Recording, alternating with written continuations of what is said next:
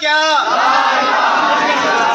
इसराइलियों का एक इलाज, यहूदियों का एक इलाज, फलस्तीनियों से रिश्ता क्या?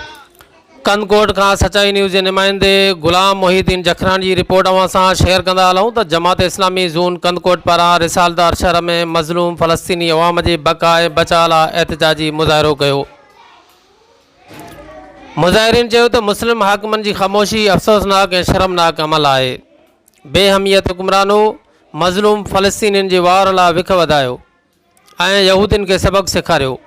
मुज़ाहिरे खे Abdul Hafeez Bijarani, deputy general secretary सूबा सिंध ऐं अमीर ज़िला ग़ुलाम मुस्तफ़ा मीरानी, हफ़ीज़ुल्लाह गोलो, हाफ़िज़ सिराज अहमद मेणक, मौलवी अब्दुल रशीद, अली गुल गुलाटो, सदर जमात इस्लामी यूथ ज़ोन कंदकोट ऐं ॿियनि मुज़ाहिरे खे ख़िताब कयो।